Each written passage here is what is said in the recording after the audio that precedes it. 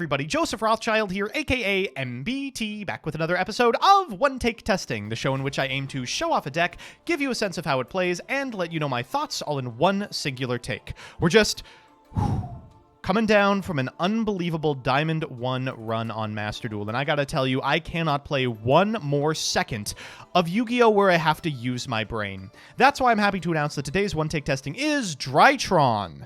Yes, Drytron has not died for some unthinkable reason. It turns out that this deck that we all expected was going to fall off the face of the earth when they limited Cyber Angel Ben 10 is now returning to the face of the earth because they have semi-limited Cyber Angel Ben 10.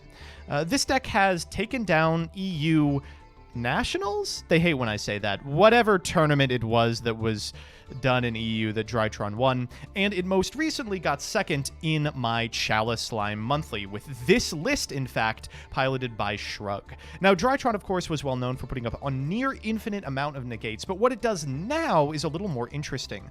Going first, it's able to make Amor Factor Pain the Imagine Drake Overload, which is kind of a dimensional barrier that you cannot use the battle phase to out, but where it really shines is going second. When you're on the draw with this bad boy, you are able to make Zeus like nobody's business, better than any other deck, by way of your one-star monsters that sit on the field and make Drytron Mu Beta Fafnir, and of course, Lil Fucko, who has made a resurgence in the metagame as well.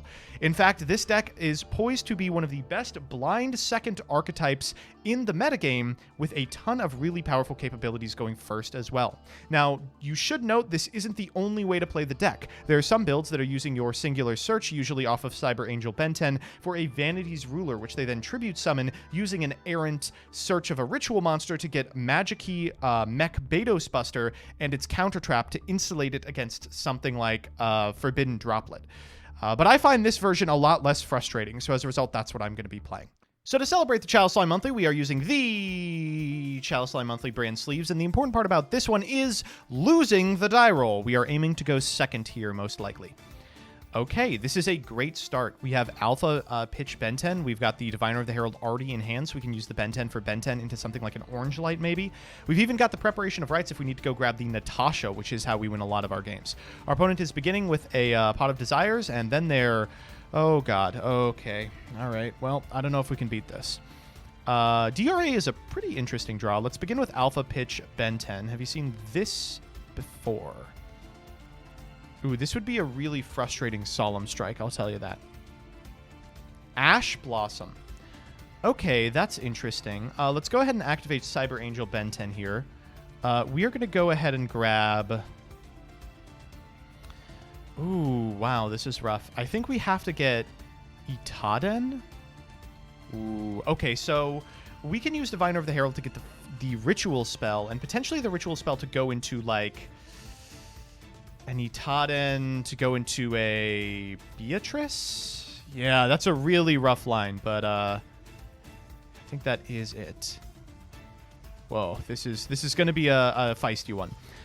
Since we don't actually need to recycle the Ritual Spell, let's just go ahead and get the Ben 10 here. All right, let's normal summon Diviner of the Herald here. We're going to activate the effect. They're thinking. Infip the Diviner. That's chill. I have no problem with that. All right, we simply will not get OTK'd, you know? It's as simple as that. And if we don't, I mean, we can test it again on the crackback. Yep, 500. They are thinking a lot about this. All right, we'll pass turn here. All right, our opponent will draw for turn, and let's hope they don't find what they need. Again, all we are trying to resolve here is the Alpha into Ben 10. I will say this is showing off a weakness of Drytron, which is a lot of the reason that people drop the deck in the first place, which is you gotta open 2 Drytron names. If you don't, things don't work super well. Oh, cool, we didn't need to search Medionis. It's the literal next card in our deck. Okay, let's try for Alpha again, pitching the Ben 10. Gonna Ash Blossom again. 2 Ash Blossoms. All right, not so bad. Here we can use the Ben 10 in order to grab a Diviner of the Herald once again. Let's normal summon the Diviner of the Herald. We'll activate the effect. We're trying for it. Because we don't need to send the Meteonis, it actually doesn't matter too much if we resolve this or not. Yeah. Oh, I'd kill for us to be able to play, like, something in the extra. I think I do, like... We don't have a fairy. Let's go for a preparation of rites here. We will grab the Natasha here. And now we are going to be able to go into Herald of Mirage Lights, pitching the Natasha to trade for the back row.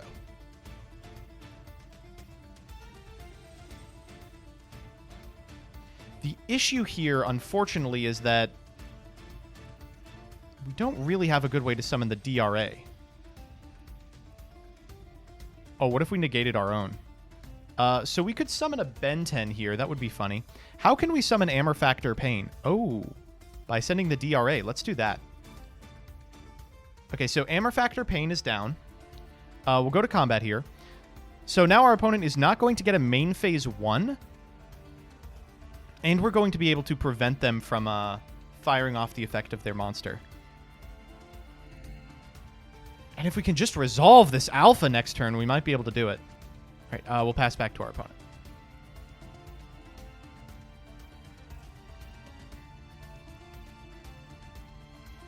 Now go directly to battle phase here. That's good.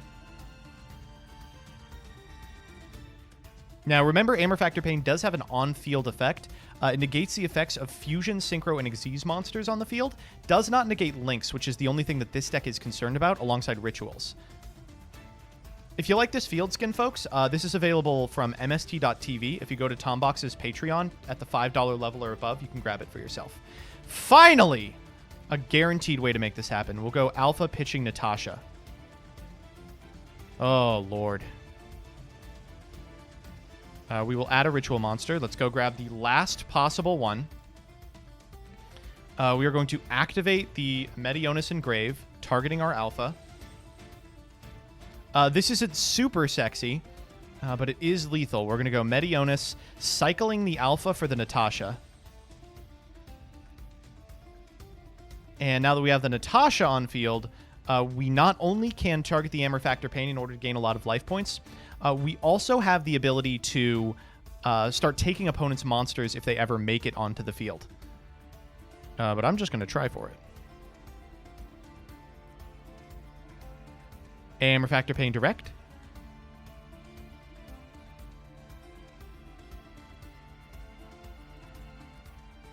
Oh. They're thinking. They're thinking. They're thinking. Forbidden Droplet. Ooh, and they have to send a monster here. Well, I have nothing with which to interact with that. Okay, so they'll take 1475 into 6, into 1,000, and they will live this turn. Was expecting Mirror Force. Shockingly, Mirror Force would have been better for us. So it is Shark or Marincess. Marincess does very well against Amor Factor Pain, but Shark does not. We could go IP Masquerena here? No, I think that it is more likely that we want to keep the Amor Factor Pain on field. Just preventing them from going to combat is so strong if they're trying to make any sort of Xyz monster. Sathana here. Huh? Oh, it only goes once. It only goes once. Uh-oh. Sathana here is good. Forbidden Droplet. Sending the 2. And then they lose the game. All right. That's the Shark experience for you, folks. And that's why I no longer play the deck. Well, while it wasn't a particularly interesting game, it did kind of showcase what Drytron is capable of doing, threatening a very powerful combo board every turn, stalling your opponent out of individual turns with cards like Amor Factor Pain, and putting up a repeatable resource outlet in Cyber Angel Ben 10. It also showcased one of the deck's main weaknesses, not drawing Drytron names. You can see that this build piloted by Shrug is maxed out on Gamma, Delta, Alpha, and Zeta. If we ever start playing Beta, we are really down bad. That said, I do really like this deck. I think it has a lot of potential. It can catch people extremely off guard and unaware, and if you are preparing for any Tier 2 eventer above, this really needs to be on your radar. It can steal wins from almost anywhere.